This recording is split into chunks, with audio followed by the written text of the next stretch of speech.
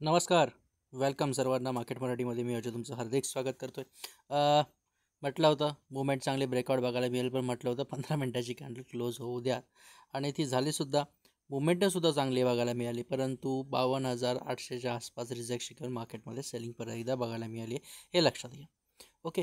खरं सांगायचं असेल तर सरळ विषय आहे मार्केटमध्ये आपण म्हणू शकतो एवढा जो गॅप आहे हा गॅप फिल करायला मार्केट येणार आहे. जर छोटा असता तर डेफिनेटली आपण विचार केला असता, परंतु सध्या जरी विषय असा आहे की निफ्टी जे आहे तेवढीफार एक बाईंग साईडला तेवढी स्ट्रेंथ बघायला मिळत नाही. इव्हन बँक निफ्टीने सकाळी उचलला होता, मग त्यानंतर आपण म्हणू शकतो काही शेअर्स ढकलायला चालू झाले आणि त्याचबरोबर बाकीचे पण काही सेक्टर्स आहेत त्यांनी थोड्याफार आपल्याला निगेटिव्ह मुवमेंट दिले आणि त्यानुसार मार्केटने रिॲक्ट केलं, हे लक्षात घ्या. ठीक आहे. सो आता आपण उद्यासाठीचा काय विचार करू शकतो आणि कशा दिशेने ट्रेड घेण्याचा प्रयत्न करू शकतो. सर्वात महत्त्वाचा विषय म्हणजे मार्केट जे आहे जवळपास आज मुवमेंट दोन्ही बाजूने बघायला मिळाली, ते पण चांगली गोष्ट आहे. जसं 52,500च्या खाली पुढे पुढबाय केला असेल तरी तुम्हाला खालच्या अशी थोडीफार काय असेल ना मोमेंटम चांगली बघायला मिळाली असती. ओके. साईडवेज जरी असला तरी वोलाटाईल मार्केट आणि अशा मार्केटमध्ये सुद्धा ट्रेड करून चांगले पैसे कमवता येतात. आता आपण विचार करूया उद्यासाठीचा विचार. उद्या कसा काय आपल्याला मार्केटमध्ये ट्रेड बघायला मिळू शकतो. सर्वात आधी 25 मुव्हिंग ॲव्हरेजच्या वरती होल्ड करणं.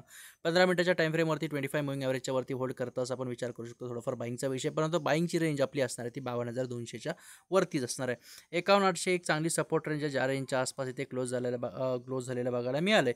त्यानुसार उद्या ओपनिंग अवेलेबल आहे. म्हणजे जवळपास ओपनिंग जर तुमची प्रीमियममध्ये असेल, जवळपास थोडक्यात म्हणू शकतो एक पॉझिटिव्हमध्ये असेल, तर डेफिनेटली आपण काय करू शकतो 52,100 ते 52,200 या रेंजच्या वरती कुठेतरी होल्ड करता असं आपण बाय करण्याचा प्रयत्न करतो. परंतु मेन रेंज असणार आहे आपली कोणती 52,200 निफ्टी बँकसाठीची कसली ऑप्शन बाईंगची किंवा कॉल बाईंगची रेंज, हे लक्षात घ्या.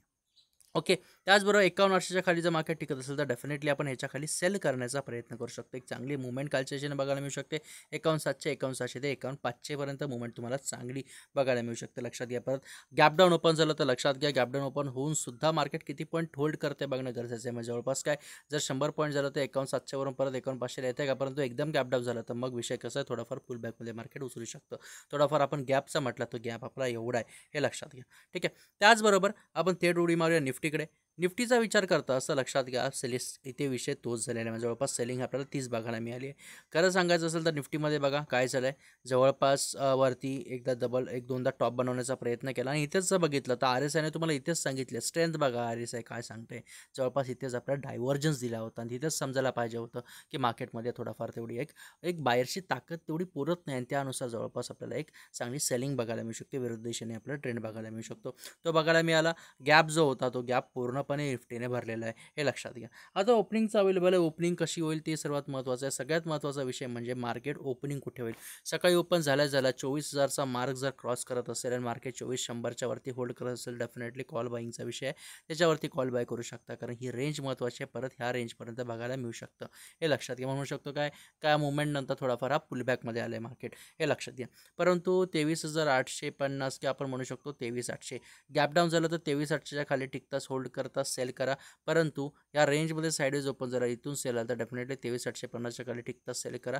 किंवा जर मार्केट इथून खाली सेट जात असेल तर लक्षात घ्या सपोर्ट रेंज 23,800 आहे. त्यामुळे ह्या रेंजच्या खाली जसं बिहेव करतं ते बघा, ज्यानुसार थोडक्यात काय थोडाफार एक चांगली निगेटिव्ह कॅन्डल बनवू द्या, ते कॅन्डलचं पुढची कॅन्डल तोडू द्या, मग त्याच्याखाली कुठेतरी सेल करून कालच्या दिशेने मोमेंटम चांगली बघायला मिळू शकते, हे लक्षात असू द्या.